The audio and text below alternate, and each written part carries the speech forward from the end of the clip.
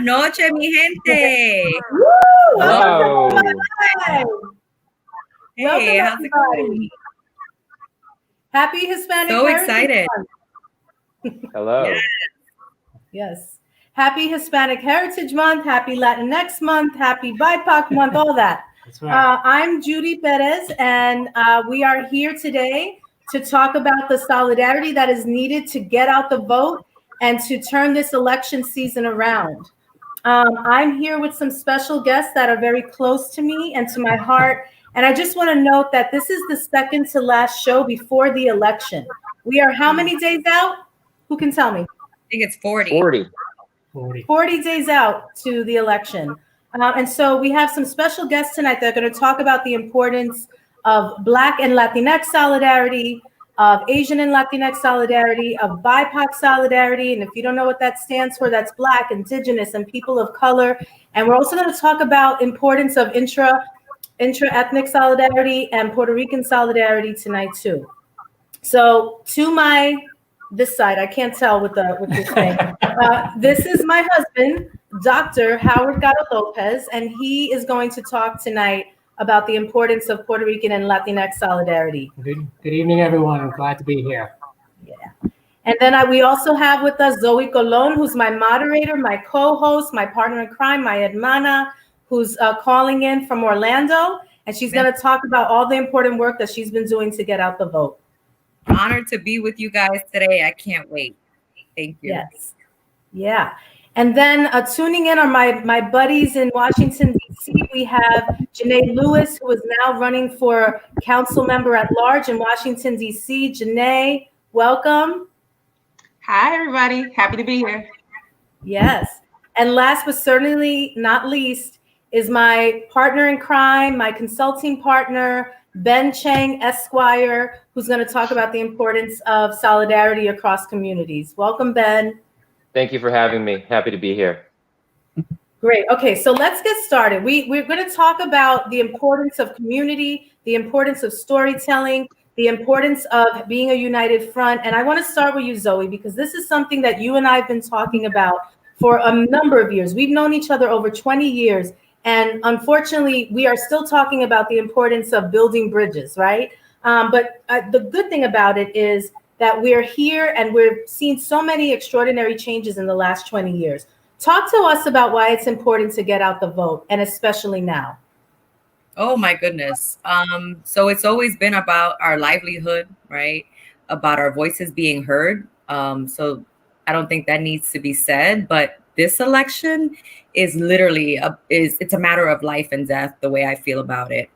We've seen how this administration has handled this pandemic that's led to hundreds of thousands of deaths that could have been prevented, arguably. We have seen how this administration treated Puerto Rico in the aftermath of Hurricane Maria. So we're literally speaking about life and death. And so we need our communities to come together, put our differences aside, put aside the fact that you may not be entirely 100% behind this one candidate versus the other, and think about what's important for human rights, civil rights, and our democracy. Yeah, thank you. And so when I think about it, Zoë, I think about both cross-racial solidarity, interracial solidarity, and then intra-racial solidarity, right? I think that's something that we take for granted, we might overlook, we don't talk about enough.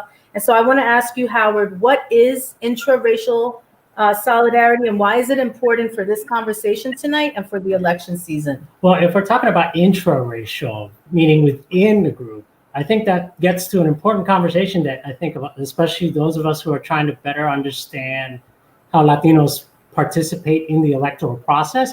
I think it's partly getting to the point of understanding that we're not a monolithic group, right? And this is something that you often hear parroted and reiterated in sort of the mass media, so that there is this so-called Latino vote out there. And I think we need to take a step back and realize that that's not necessarily the case, right? We're looking at, when we look at our community, the Latino community or the Latino population in the United States, we're really talking about a varied experience across these people of different ancestries or different nationalities or national origins, right?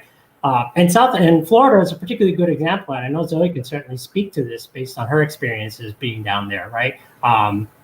We oftentimes run into a situation, for example, where when the word Latino is thrown out, oftentimes the first group that a lot of people identify with is Mexican, right? And I'm sure this is true for a lot of you. It's certainly been true for me as a Latino to be identified or asked if I'm a Mexican, right? As someone who's living here as a Latino in the United States, as opposed to being what I am, which is Puerto Rican, right? And in Florida, we have a varied group of experiences. We have of groups, right? The Cuban experience, the Puerto Rican experience, the Central American experience, so on and so forth.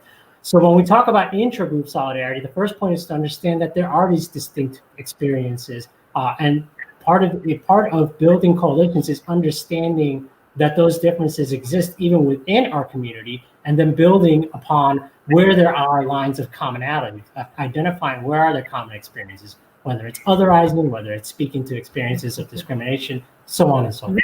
I'm Puerto Rican from the Bronx. I'm Boricua del Condado de la Salsa.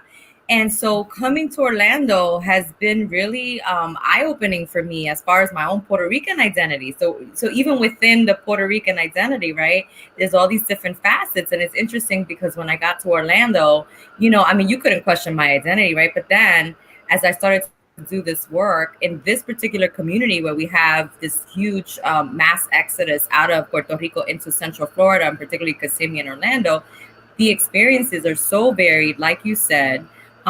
We have, the politics in Puerto Rico are very different. The systems there are different. The parties are different. Ideologies are different. Our experiences in urban cores across the United States are very different. Our exposure to different communities, right? So as we think about coalition building, I grew up in a very Black and Latino neighborhood. Mm-hmm. So it was very natural for me to sit at the same table with the African-American community and others and build those bridges, right? Whereas in the South, it's just so different. And so just to make that point, that even within the Puerto Rican community, there are so many differences and so many varied experiences that when I came into Orlando, there was a learning curve for me. Right. Mm-hmm. Yeah. So with that said, right, it's not only thinking about connecting with people across groups, but even within our own communities, right? Mm-hmm. And Jennė, can you speak about the importance of cross-racial solidarity, specifically within the Black and Latinx community, but just in your experience growing up in the Mid-Atlantic region, and then in your work now campaigning for office? Yeah, absolutely. And you are friends with too. I was about to say, and also being friends with you, right? And how we met. So, I live in DC. I'm running locally for DC Council, and growing up in this area, I didn't have actually a lot of exposure to Latinx people. I grew up in a really diverse suburb, but there weren't a lot of Latinx people in my suburb. Fast forward 20 years, went away to college, came back, and the population had grown drastically, right? And that's because of the migration and the demographic shifts in the country. But always in DC, even in the 80s, we had a huge Salvadoran population because of everything that was happening in Central America at the time. And so to your point, Howard, we didn't have a lot of Mexicans or Puerto Ricans in DC, but we had a lot of Salvadorans. And you can see that as the cultures developed throughout the city. But then there are other Latinx people from other countries or other communities that were almost invisibilized because, to your point, like people weren't used to having them around. So for me, solidarity is really important because the experiences of anti-Black racism, the experiences of African Americans in the country, those habits and those practices are being replicated on other marginalized communities. So when you look at what's happening in detention centers and how Latinas are being operated on against their will, and how it's a Black woman who recognized that as effectively like eugenics practices, because that's what happened to Black communities, then we see history repeating itself. And so we have a lot to understand from one another in terms of how anti-Black racism plays out, how that gets translated against immigrant communities from all over the world. And I think that the migration stories, particularly of Latinx people in the United States, are really important and resonate strongly with the migration stories of African Americans from the 20th century. And so when we can actually start to talk to each other about that, we can bond together to understand like how to overcome some of the oppression that we're jointly experiencing. Yeah, I mean, many snaps, right? And in terms of the work that you and I do and what brought us together, we joined together because of a coalition building program for people who work on racial equity. Jennė created this program and I was invited to join. And that was 10 years ago. And so building those bonds and building those bridges is critical, right? We've been friends for over 10 years. And the bond that I think keeps us going is our genuine love and concern for one another and our communities, because we center what we do and how we do it on racial equity. So thank you for that. And Ben, you grew up in South Florida. You and I have talked about your journey. You've lived in a lot of different places, but you spent a big part of your formative years in high school in South Florida. Can you talk to us about the importance of Asian and Latinx solidarity and how it relates to what we need now more than ever before? And just before anyone, is curious, Ben is my consulting partner. We do diversity consulting work, but he also runs and created the first diversity and inclusion newsletter in the legal profession. So he's always doing research, always learning about all these different statistics that impact different communities across the board. Thank you for that intro, Judy. Yeah, as you said, I grew up in South Florida. My high school, the Asian population was only about 3 to 5%, but the Latinx population is over 30%, right? And so what I started to feel and develop, in my formative years is as I was going to school with other Black students, with other Latinx students, I was seeing that, their parents, their families also had a very shared experience in mind. Their parents were also immigrants, or some of them, right? Came over, worked hard. They want a great, strong future for their students, right? They want them to go to college, to get good jobs, and they want a strong family unit, right? What I was also seeing too, to Howard's point, is the Asian community is also not monolithic either, right? A lot of people assume Asian, right? A lot of people think Chinese these days, but there's the East Asian population, there's the Southeast Asian, without even getting into the countries, there's the South Asian population, right? And so we have that commonality in terms of not being monolithic. But as me and Judy have talked about, another thing we have in common, I think, is the sense of always sort of being the perpetual foreigner, of always being sort of othered, right? I was just telling Judy yesterday, I was somewhere not too far from DC, you may guess, a little bit south, and someone asked me, do I speak English? And I was, unfortunately, it wasn't the first time that happened to me, but, at least between the Asian Latinx communities, we're always assumed, that we just got here, right? And so, and that's shocking to me, because if you look at the numbers, right, in 2019, the Latinx Hispanic population makes up 18% of the U.S. population. The Asian population is 5.6%, right? Put together, we're close to 25% of the U.S. population. How did we just get here? That's kind of a crazy thought. And by 2030, we're going to get close to 30%, right? And especially among the Asian Latin groups, right? The Asian population and the Latinx population are the first and second fastest growing populations in the United States as well. So this isn't going anywhere, right? Maybe being asked if we speak English is not going to go anywhere either. But I think the numbers speak for themselves. I think we also make a lot of assumptions about the Asian population.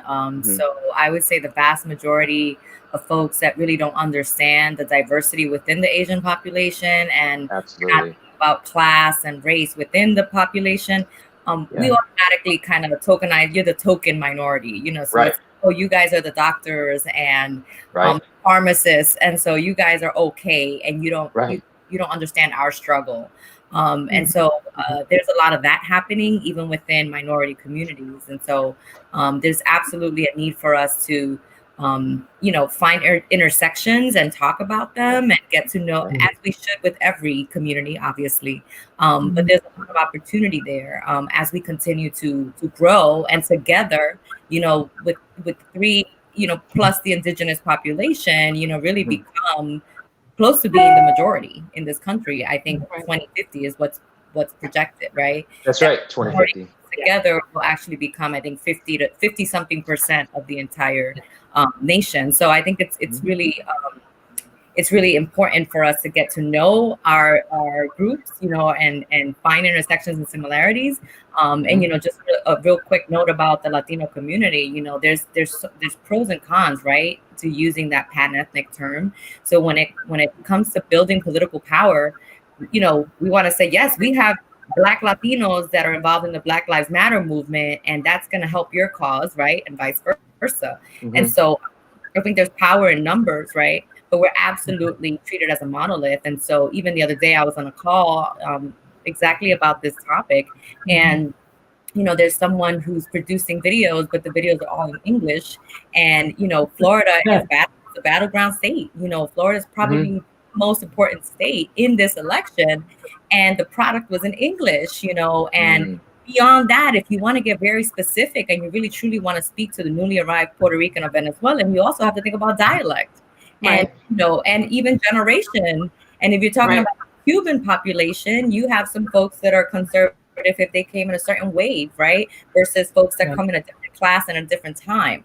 And so just wanted to add that note that it's really important for us to recognize the advantages that we have as being treated as a pan-ethnic, group. But obviously, we need to get to, if we really want to win this election and if we really want to build long-term and move the needle on our issues that impact our communities, we really need to understand the nuances within those groups. Yeah, absolutely. I wanted to add too. I think the theme is that all of our groups have diversity within us. But when we talk about solidarity, we have to understand how systems are operating on us, right? So like with the Black community in the United States, obviously there's diversity too. Black immigrants often get left out or invisibilized in the immigration conversation. Yep.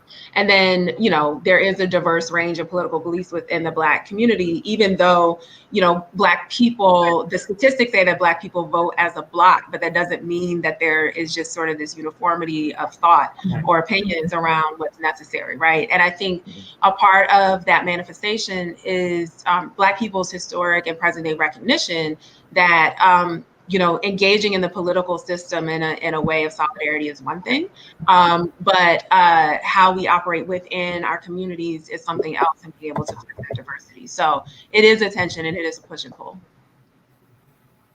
Yeah, and so I wanted to bring this up because are there specific techniques that we can point to? Because I think about I even think about the relationships that we make, right? Zoe, as you were talking, I couldn't help but think about when I met you over 20 years ago. You were my first mentee, my first student when I entered the field of education, and your best friend in college, if you remember, yes.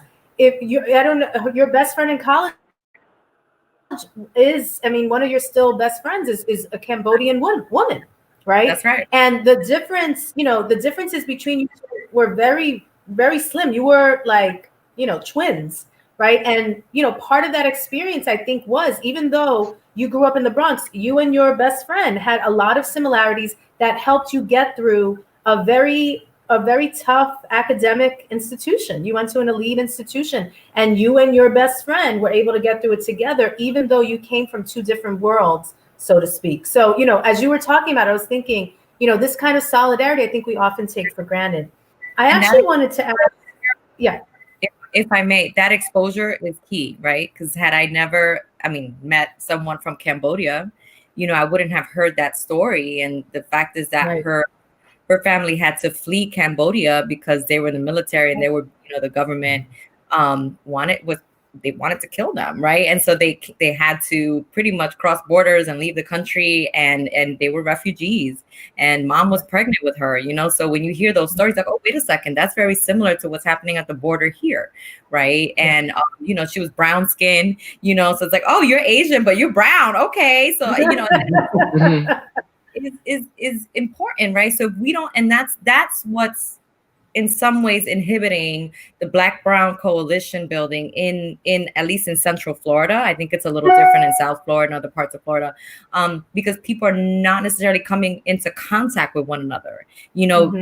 Geography is such, and the transportation systems are so different than the inner city, that you may never really come in contact with a with a different community in a significant way, right? Yeah. And so just wanted, because you're talking about strategies, and I think that exposure is so important.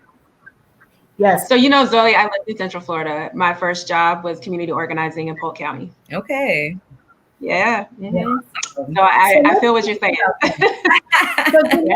I want to, so there's a couple things I have on my mind. I want to first ask Jennė and Howard to talk a little bit about the challenges you both see in voting. But, you know, I do want to get back to this idea and the importance of storytelling. And Ben, if you and I have talked about this at length. Right. If you can jump in after that and talk about the importance of storytelling, especially as people are trying to build bridges to get people out to vote. So Howard and Jennė, talk to me about this. Like, what are there strategies? Are there challenges? What can we expect?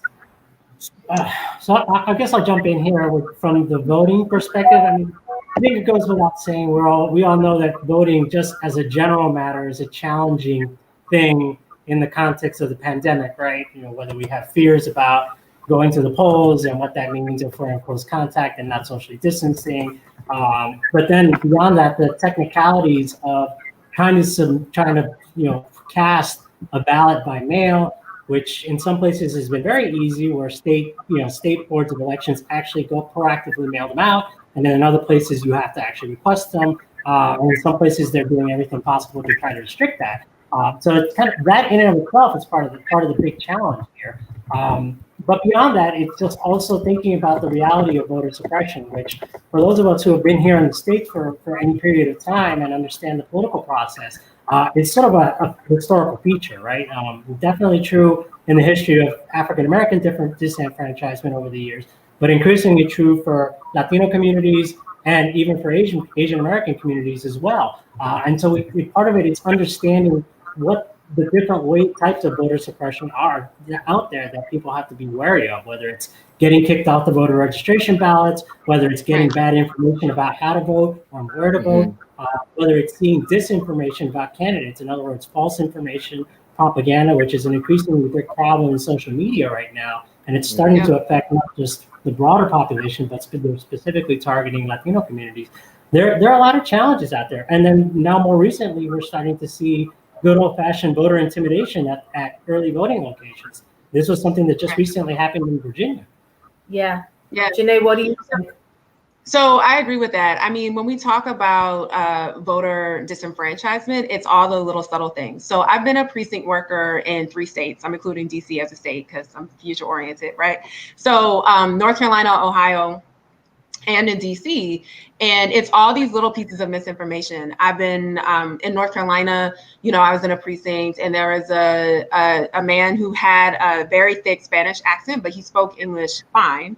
And, I watched the precinct workers be disrespectful to him. He had a question about whether he was in the right place. People were so disrespectful to him, giving him the wrong information, treating him like he was stupid, until I intervened. But I also have seen people not knowing what their rights are, not knowing, if they were registered. And I've been given misinformation. When I first voted in Central Florida, I was given misinformation about whether I could vote that day. And if I hadn't known my rights, I wouldn't have voted that day, right? So I think that when you add language access on top of that, it exacerbates everything. So I think there's an opportunity for all of us, regardless of our race or ethnicity, to look out for one another. And when we see people being given misinformation or information not being accessible in their language, or if they have a disability, really speaking up for that and advocating for that.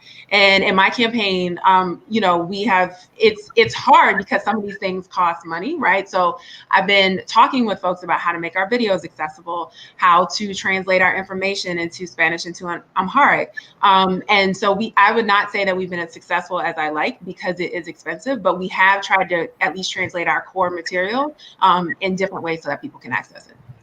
Just on that note, there's a lot of great work being done here by Latino Justice. It used to be PearlDev, Puerto Rican Legal and Education Defense Fund, resembles MALDEF, the Mexican American one. So Latino Justice has been in Florida, I think about 6 or 7 years now. I came right after they opened up their offices, and we shared a building space. So, and they do a lot of activism around, ensuring that there's no voter suppression, and they have a hotline that you can actually call, making sure that you can access information in Spanish. So I'll just wanted to put that out there as a resource, Latino Justice for the Latino, and actually they advocate for other communities as well. So they're a great organization. I remember going with my titi to go vote. She had just come from Puerto Rico, and she had her license from Puerto Rico, and they were giving her a hard time. So I had to advocate for her and say, look, it has a signature, it has her picture, and that's what you need. And it wasn't that the poll worker was doing anything intentionally. She just had never seen an ID from Puerto Rico. So I don't really, it was unintended consequences of lack of training.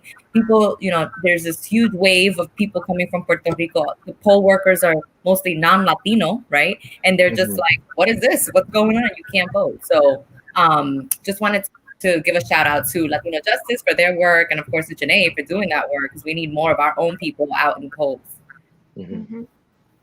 Yeah. So now we're going to take a little break, a little intermission with a musical interlude. We have a cuatrista who's going to be performing, Fabiola, and she's a student at the Berklee College of Music. She'll be performing on October 1st at Boston University, and we can't wait to see this talented young artist.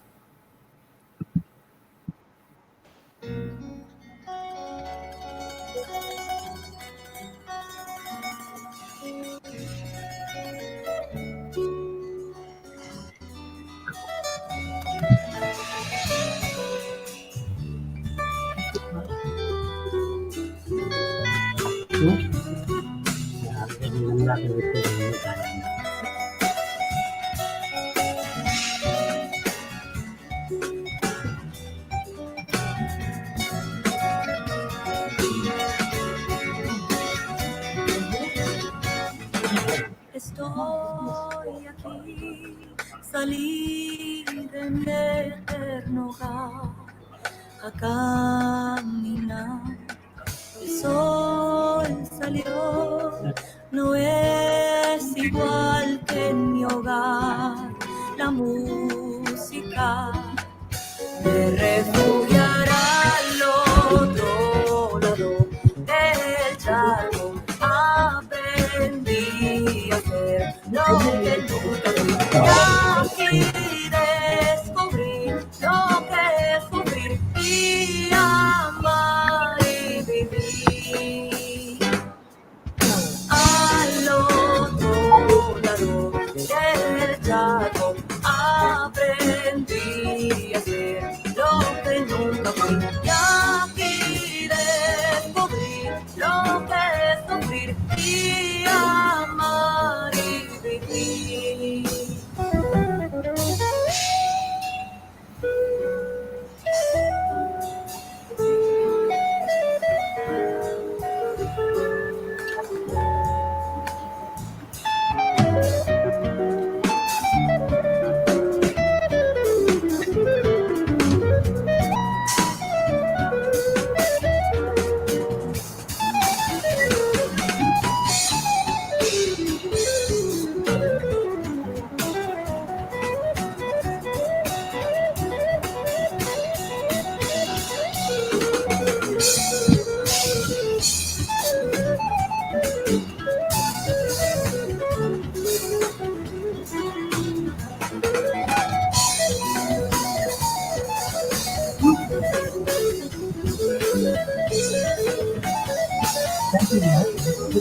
You're doing great, but it feels very rushed.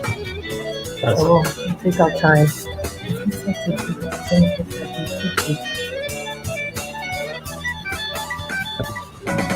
Estoy aquí, salí de mi eterno hogar a caminar. El sol salió, no es igual que en mi hogar. La música me refugiará al otro lado del charco. Aprendí a hacer lo que nunca fui. Y aquí descubrí lo que es sufrir. That was amazing. You know, I don't know if you guys realize, but this is Bomba Live, the Mujeres edition. Okay, so we love to represent and feature, you know, female guests and artists, and so very excited to see that. I was jamming out in the background. So thank you again, Ben. I just wanted to know your thoughts as I guess as we're talking about, you know, diversity and coalition building, Asians are often left out of that conversation. So I'm wondering, like, how do you feel about this conversation? What do you think we could do better to be more inclusive? I'd love to hear your thoughts. Ben, I think you're on mute. But it happens. Listen, a show without someone being on mute is just not a show, right? So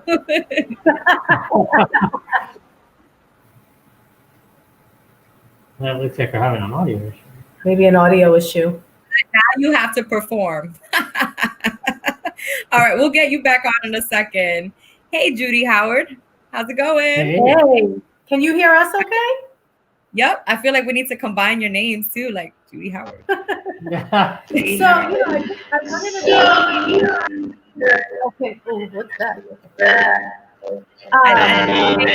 You bet. Yeah, okay, you're good now. Okay. No, I wanted to yeah.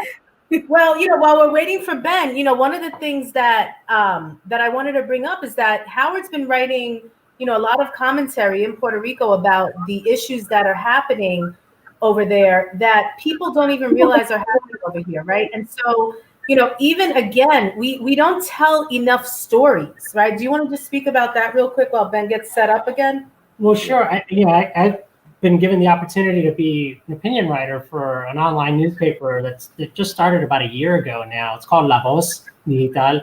It's based out of Sabana Grande, so it's a West Coast theme, but they cover broader issues. And so one of the things that's been exciting about that, from my perspective as someone who's living outside of the island, and I can sort of bring that diasporic perspective to the audience in Puerto Rico, who are the primary readers of that. And I think that's a voice that tends to be missed in those conversations within the Puerto Rican community, right? Having that stronger dialogue between people who are living throughout the diaspora and the people who are on the island.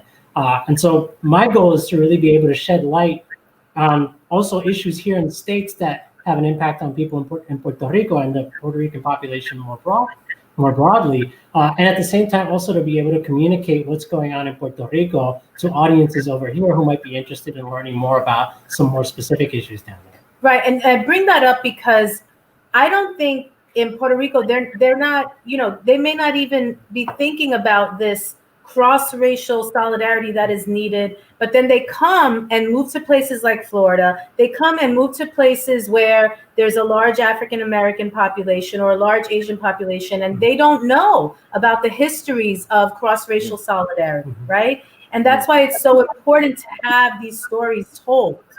Ben, so talk to us about the importance of storytelling. Absolutely. Can you hear me now? Is this good now? Yes. Okay, perfect.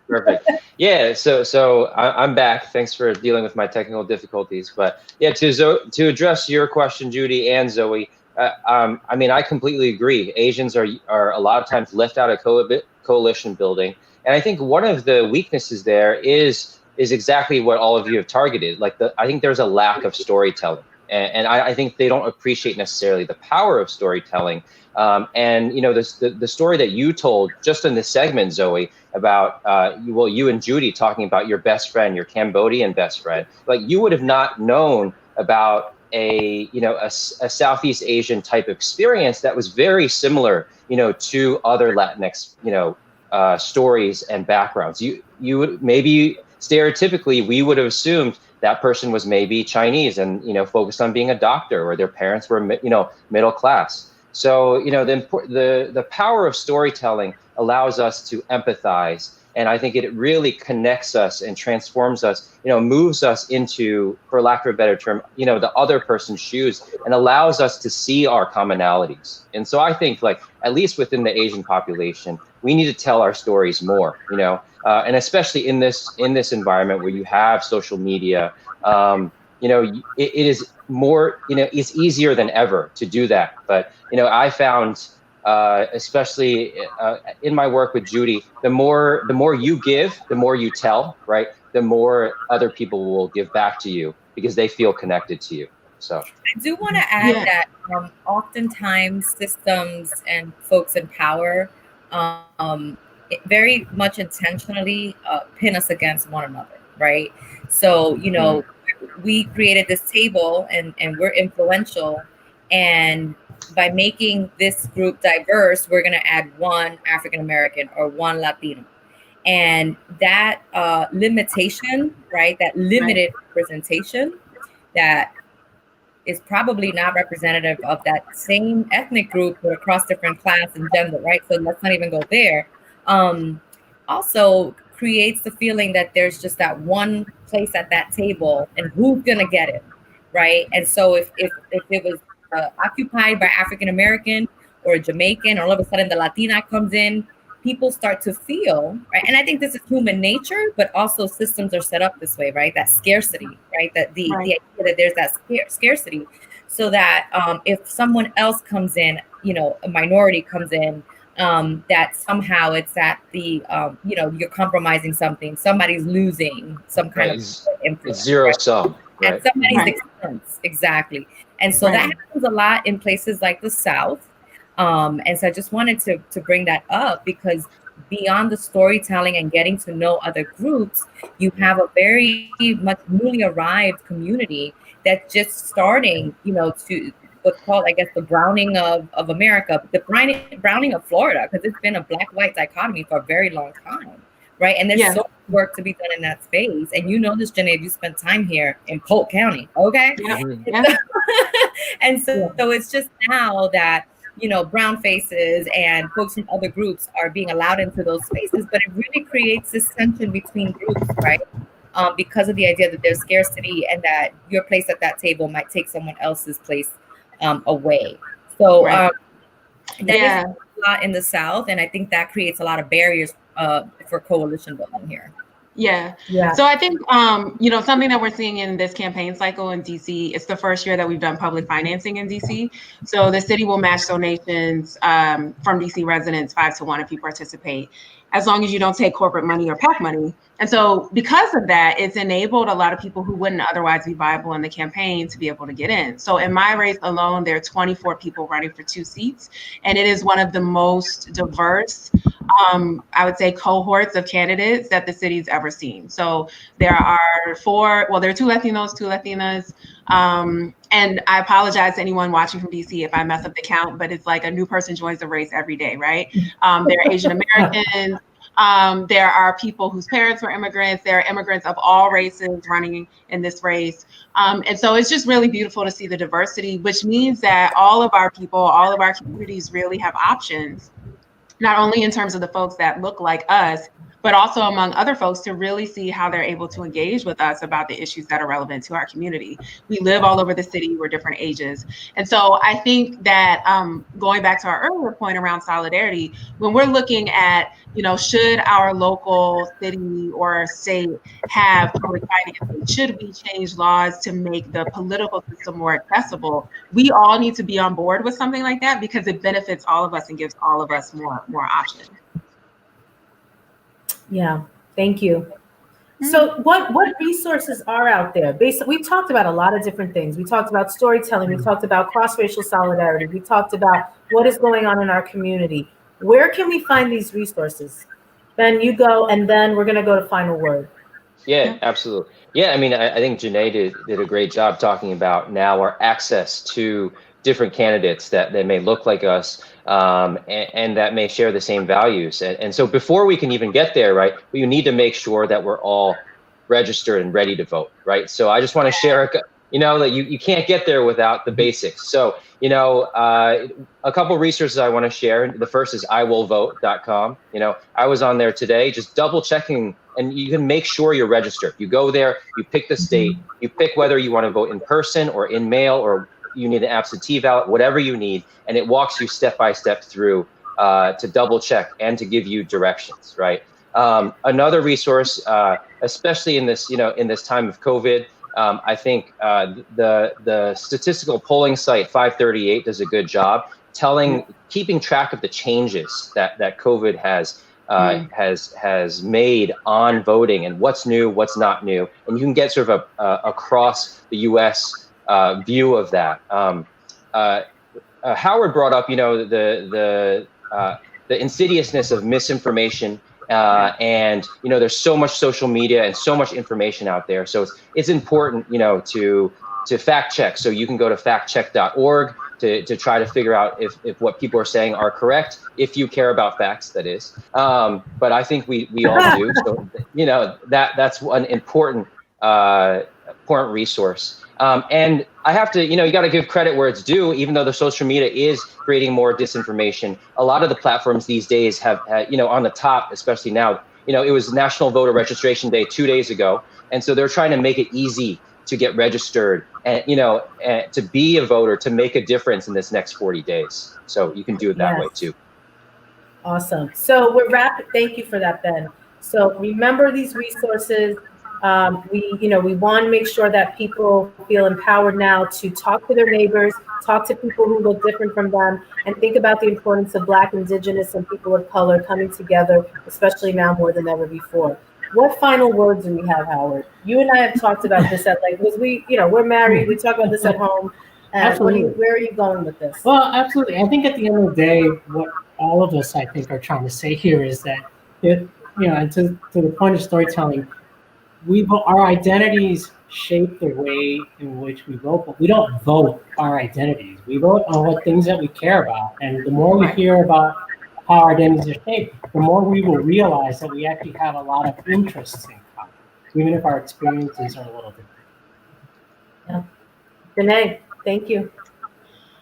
So, what I've been thinking about and talking with folks about this election cycle, and obviously I'm biased because, I'm running, but people need to be discerning with how we vote and vote all the way up and down the ballot, right? So we talk a lot about what's going on with Trump in the presidential race, but all the way down in DC, it's your neighborhood commissioner, it's your school board representative and city council. Make sure you vote every single race and that you're discerning, listening to what people are really saying and thinking about who's truly concerned about building relationships with you and centering your needs and your experiences, I would say, more than just the stats and just the data. Because, we all know our lived experiences. The data can sort of reflect those, but our lives are more complex than the data. So make sure you're being discerning and talking with one another and supporting one another, and definitely go out to vote and fight for it. Call the Board of Elections, go on the website. If you do nothing else, make sure you are crystal clear about what your right is to vote and how to do it. Yeah. Yes, Zoe. Okay. Listen, from Florida, my goodness, we could spend a whole hour talking about what needs to get done in Florida. What I will say long term is that we need to invest in ongoing civic engagement education. And this coalition building doesn't happen overnight, particularly with what's happening with demographics here. So I think that, again, we usually get millions of dollars, 4 weeks before the election, and we're supposed to turn the newly arrived Puerto Rican community out when they're worried about putting food on the table. It doesn't happen that way. I'm sorry. And the media, I get so many phone calls like, oh, can you do a story on the Puerto Rican vote? Send me some money so we can build some infrastructure so people feel connected as a community, so that in 4 years, and I'm getting chills as I say this, 4 years, you can actually call on those people to actually get the vote out. You don't just expect this cold, especially with the various experiences with government, right? And elections. So long term, we have a lot of work to do. In the immediate, I agree, please make sure you register to vote in Florida by October 5th. You should be registered to vote. The other thing, we're speaking to an audience that's probably, a mix of activists and people that are already going to vote. But just in case, in Florida, we have early voting for nearly 2 weeks. It's about 10 days, I believe. So we have early voting. You can request your ballot through the mail. And you can actually take your ballot if you don't feel comfortable, because there's a lot of rhetoric and a lot of misinformation, right? And disinformation around what's happening with the vote by mail. And that's very dangerous, okay? Particularly in the middle of the pandemic. So if people want to request their ballot, they can and they should. There's a deadline that's different for that. And then you can walk it over to an early voting location where most days it's practically empty. Okay, so you just go with your mask, take your sanitizer, and you're safe. So just want to stress that, you got to register, you got to get the vote out short term. But also, we need to educate the community on the various ways, particularly during a pandemic, right? Because there's a lot of fear mongering. So our people are not going to turn out because of what's happening with fear mongering. That's so urgent to me. So thank you for allowing me to extend my final comment there. But I'm in Florida, so it's ground zero. Thank you. Thank you, Zoe. Ben, quick final word, and then we're going to turn it over to the end of our segment with bringing Fabiola Mendez back to play her beautiful music. Absolutely. So just 2 points. Number one, go vote, and Jennė has my vote. So if you're in DC, make sure you check her name. Number two, let's get to a place and continue to tell stories where we assume we're all on the same side. We're all in this together, right? Fighting the fight. So go vote. Yes. Great. So now, thank you so much, everybody. My goodness, it's so hard to get this in such a short amount of time. But what I think we did well tonight is that we showed the importance of how important it is that we are sharing in this conversation together. So thank you, Jennė, for taking a stop out of your campaign to talk to us. Thank you, Zoe, for always being so passionate and caring about our community. Thank you, Howard, for taking time out. He had a very long day and does a lot of work writing and doing policy work. So thank you for agreeing to talk about this. And Ben, you were teaching all day. And so I'm really just grateful that you took the time out to be with us. Now we're going to go to Fabiola Mendez. She's from Caguas. And we want to welcome you. So talented. Look at that. And you're holding the cuatro. Oh, so beautiful. Thank you. Good evening, everybody. Nice to be here. And so where are you right now, Fabiola? Are you calling from Puerto Rico or you're calling stateside? I'm in Boston right now. You're in Boston, yes. Yeah. Oh, and so we know you're performing next week. Talk to us about your journey. What led you to take on this very traditional instrument? So first of all, for those of you who don't know, this is the cuatro, Puerto Rican cuatro. It's the national instrument of Puerto Rico. And what's really awesome about this instrument is that I believe it carries the history of our culture as Puerto Ricans. In my particular case, I had people both from both sides of my family that were into music or that were bringing culture. And, I was part of many events as I was growing up that involved the folk music of Puerto Rico. So I always saw people playing the cuatro, and I was so drawn into the instrument that I felt the need to learn how to play it, because I didn't see many females doing it.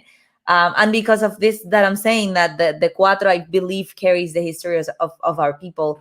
And I'm very proud of being Puerto Rican. So that's a little bit of why I started playing the cuatro, just to represent my island.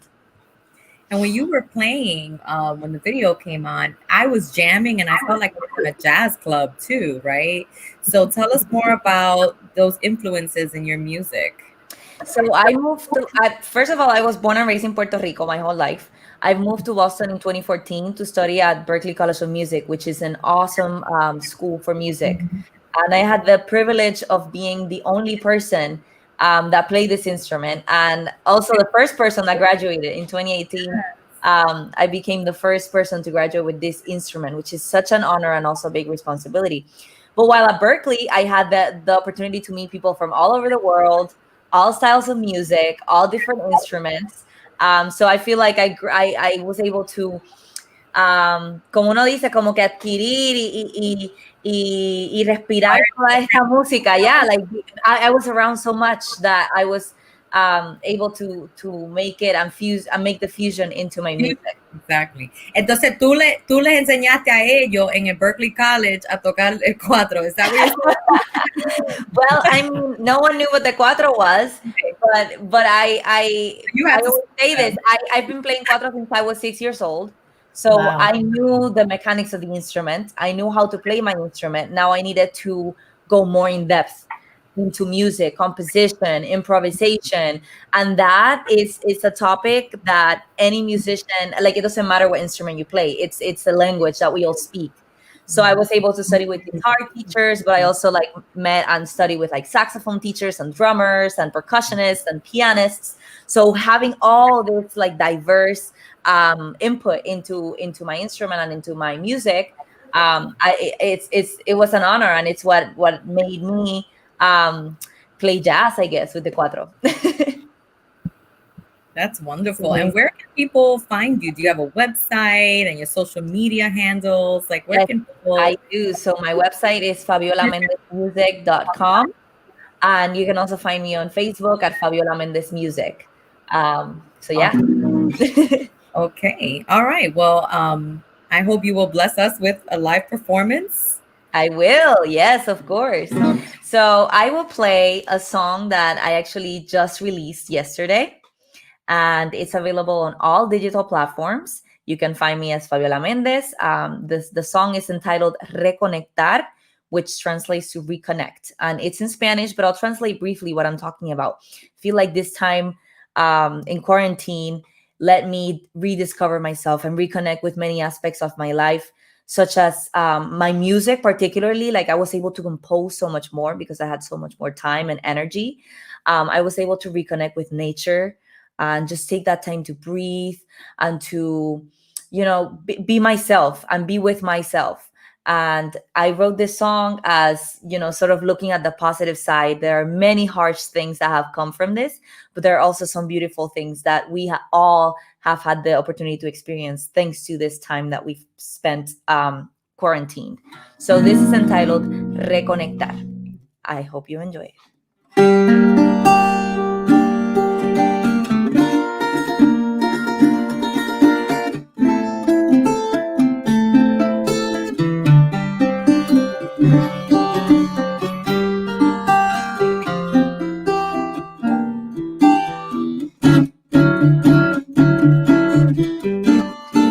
Agradezco al encierro la dicha de poder reconectar con la vida, tierra, música y crecer. Le agradezco al encierro que me ayudó a encontrar mi musa, mi unicornio, el que Silvio no pudo hallar. Pero yo sí me encontré con un pajarito pequeño que mientras iba en busca del sol se topó conmigo y a mi oído cantó esta simple melodía.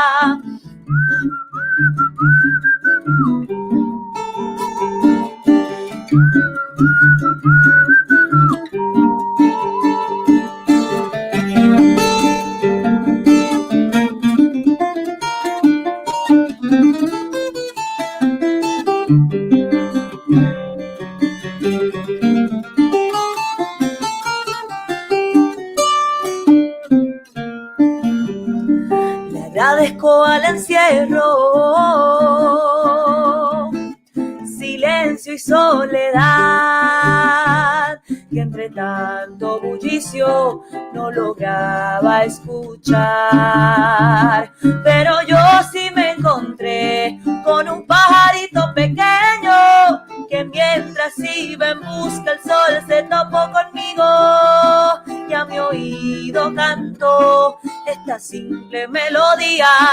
Pero yo sí me encontré con un pajarito pequeño que mientras iba en busca del sol se topó conmigo y a mi oído cantó esta simple melodía.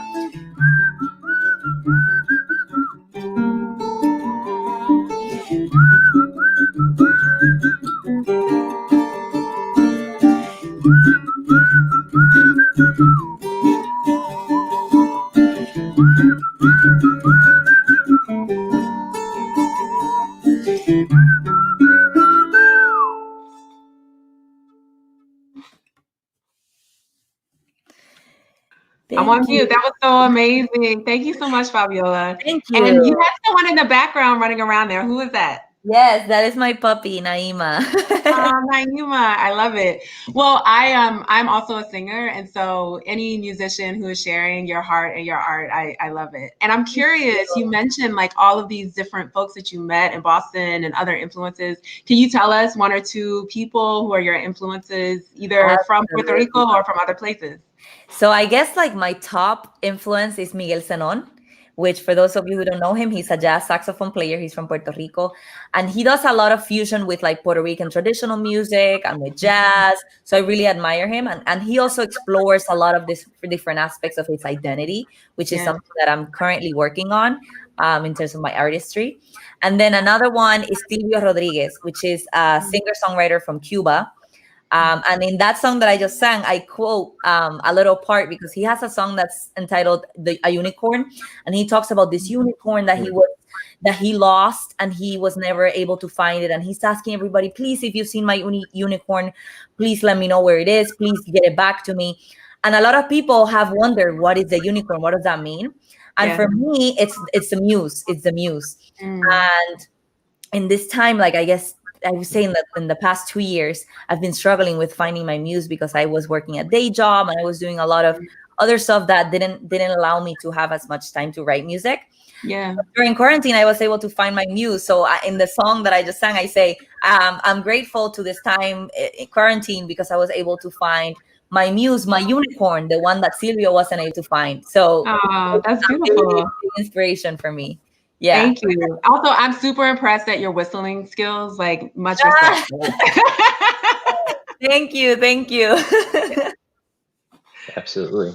Yeah, I love the whistling as well. And it took me by surprise. As a musician myself, I love the incorporation of the singing, the cuatro playing, and the whistling. And I was wondering, based on what you said, you said you found your muse. Where do you think you see your music evolving to? Not that I want to put it in a specific genre, but we saw the video of you playing, I think, more jazz-esque music. This is a little bit different from what the video we saw. And so where do you want it to see it to evolve and move to?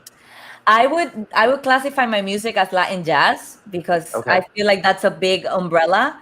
I definitely take a lot of my traditional influences and then I give the cuatro a different role. So what you saw me doing right now, which is playing chord, is not what the cuatro traditionally does. The cuatro is a melodic instrument, usually accompanied by a guitar. The guitar does all the harmony and the cuatro plays the melody. So I'm trying to give the cuatro a different role by playing chords, doing accompaniment, playing a solo, but then going back to the chords, and that sort of thing. So I guess that's where I'm trying to go, sort of show the versatility of the instrument. It's not just for folk music. I mean, yes, it's beautiful and I love to perform my folk music, but I also feel the need to expand what the instrument is able to do, and by playing jazz or other people that do classical music, rock, pop music, Despacito, for example. That's a cuatro. Yeah. So, a lot of people don't know that. Yeah, you can hear it. So that sort of thing, I feel like a lot of young cuatro players. Yes. Right. Despacito. So I feel the need, and I'm so glad to be part of this generation of young cuatristas that are having this thought. Okay, we're young. We want the instrument to evolve with the times. We don't want the instrument to die. So how do we do that? We have to keep it, current with the time. That was beautiful, and I'm very inspired by your leadership in making sure that tradition doesn't die, like you just said. And as Ray Collazo, thank you for joining us, our producer, director, and founder of Bomba Live. We were both thinking the same thing, that we have a musically inclined group, right? Like, I didn't know Ben was a musician today. I heard when you said you sing. I do not have any of those talents, but I can do dancing. Like, I'll be the one in the back dancing. But Fabiola, that was wonderful. That was beautiful. I think we should have another show where Ben and Jennė, and I don't know if Howard or anybody else has any skills that we don't know about, but it'd be good to have the team back. It looks like we might have. Fabiola, can you show us the cuatro? Yes. Can we see it? Look at that. Look at that. This is the So full beautiful. So it's the size is almost like a guitar. Yeah, it was big. A little smaller than an acoustic guitar. But you can see the shape here. The cuatro was developed by the people in Puerto Rico, by the Jíbaro people, countryside men and women.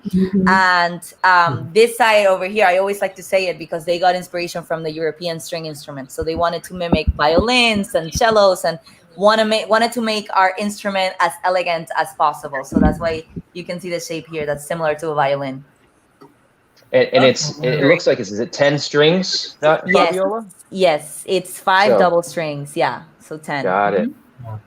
Yeah, you can see it here. Did you have any resistance when you were trying to? Well, I don't know. It seems like you were the first one to kind of practice this instrument. Did you get any resistance, or was there more like curiosity, from your colleagues and your peers? While at Berkeley, or you mean in general? Both. So I guess in Puerto Rico there are other female cuatro players, not many.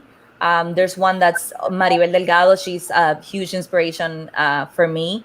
And at Berkeley, I guess it was different. In Puerto Rico, machismo, a lot of sexism, and I didn't really feel like resistance as much, but I did feel that I always had to work twice as hard. I feel like in every aspect of life, women feel that way.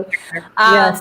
But in my case, I always feel like once I get on stage, I have to show that I can play. Unlike a man that, people say, oh yeah, he's a musician. When they see me, they're like, oh, she's a girl. Okay. And then once I get on stage, I have to be like, I feel like I have to show off or something so that people value me for the musician I am. So that's definitely something that sucks, about the industry right now. Absolutely. Especially a traditional instrument. Yeah. But you modernize it so beautifully, Fabiola. And you're at one of the top music schools in the world. And you're representing our culture, nuestra comunidad, the whole Latinidad, and being a fierce woman, a woman of color, if you will, right? In the United States, you said, strong Latina poderosa, woman of color, change expectations about these beautiful string instruments. And being from Caguas, right, representing an island and really helping to explain the diaspora, right? And the music you play tells such beautiful stories. So, I don't know if you got to catch what we were talking about tonight, but we're all on the show together because we're friends and we really care about this upcoming election, right? We don't want our stories to die, right? Don't. And you coming out tonight, what a great way to encapsulate the importance of storytelling. You tell it through a different method, right? And you're telling it, you're holding on to something so sacred that if people don't keep doing it, right, it will go away. We don't want that to happen, right? And so thank you for being a voice of your generation and for continuing the legacy of our community. Thank you all for providing this space. Fabiola, so we're gonna close, and thank you for everything and your sharing your talent with us. But we'd love to hear about your virtual concert that's coming up. Yes, I am on October 1st at 8 p.m. I have the pleasure and the honor of participating in the BU Global Music Festival. So it's produced by the BU Music Department, and I'm super, super excited because we'll be sharing some Puerto Rican music. I'm also gonna share the stage with Zaira Pola, an amazing percussionist from Puerto Rico, but based here in Boston as well. We'll play some salsa as well as some Latin jazz. So you can definitely check out that event on BU Arts Initiative. October 1st at 8 p.m. And I'll also share it on my page, again, Fabiola Mendez Music on Facebook, FabiolaMendezMusic.com. So you can listen to some awesome and dance with us. Absolutely. Well, thank you. I'm going to hand it over to you. Judy, if you could give us the final words and thank you again for everyone that came on the show.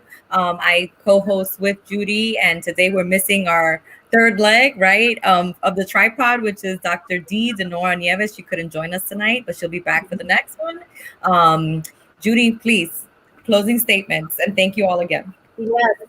Oh my goodness. Well, I don't want to make this so formal, but I've been thinking about what we shared tonight, right? We each shared a facet of the American story, right? We each shared why it is so important to come together and to learn from one another, right? We learned things about each other tonight that we didn't know.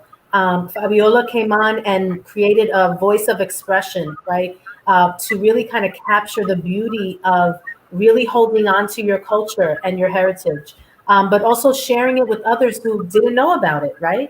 And so, there's an importance in storytelling. There's an importance of coming together. Like I said earlier, Jennä's on the campaign trail right now, stopped to hang out with us because she knows how important it is for reaching across the aisle and building bridges. Ben, you're a bridge builder. You talked about the importance of that as well, and Howard, you dedicated your entire career and your life to fighting for other people, right? And what I've learned in my time doing this work is that there's so many types of leadership: quiet leadership, loud leadership. There's interpretive leadership, which is what I think Fabiola showed us tonight. And Zoe, keep fighting for our people, keep fighting for doing good work. Let's all get in good trouble together and get out and vote. Yes. In November, get in good trouble together. May John Lewis rest in peace. But we learn from our ancestors, we learn from our legends and our mentors, and we're just hoping that somebody learned something tonight. So thank you all for being with us tonight. Thank you, Judy. Thank you. Go ahead. I'm sorry, Jennä. Go ahead. I was just saying, and thank you, Judy. Thank you so much for bringing us all together, because you are, as always, the link that pulls us all together. I just wanted to give a special shout out because we're talking about good trouble. Okay.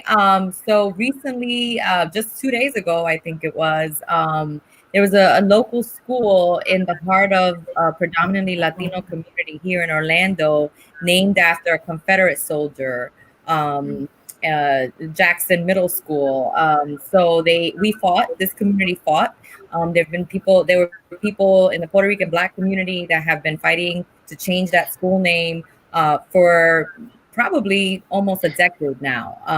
Stonewall Jackson. And so finally it was approved by the school board, and the new name is going to be Roberto Clemente Middle School, an Afro-Puerto Rican legend in our community. So shout out to Alianza for Progress, to Misión Boricua, and all these wonderful organizations that really made that push, and the parents at the school board, and of course the first Puerto Rican school board member, Joanna Lopez, right, who also advocated as a member of that school board. So just wanted to give that quick shout out, because good trouble, and it led to some great success in our community, and it's Latino Heritage Month, so why not end with that great note? And thank you again.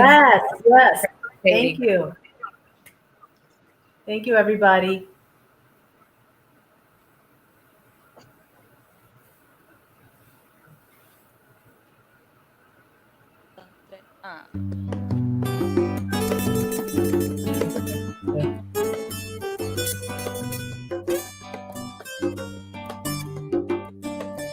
Conozco de un sitio perfecto, mas nadie sabe del lugar.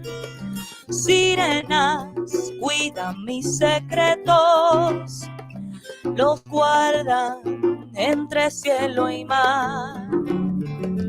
Refugio contra las tormentas, las penas de la realidad.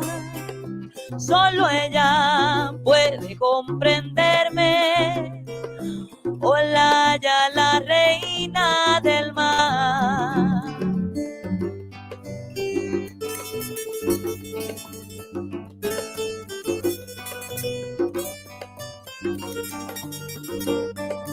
Preciosa, ella se aparece, más linda que un atardecer. Sus ojos, dos cielos profundos, su boca, colmena de miel, su cuerpo, precioso y ardiente, me abraza y se vuelve mi piel. Olaya se acerca a decirme lo que siempre he querido saber. Pero sonó el despertador y me interrumpe la visita con hola ya. Pero sonó el despertador y me interrumpe la visita con hola ya. Pero sonó el despertador y me interrumpe la visita con hola ya.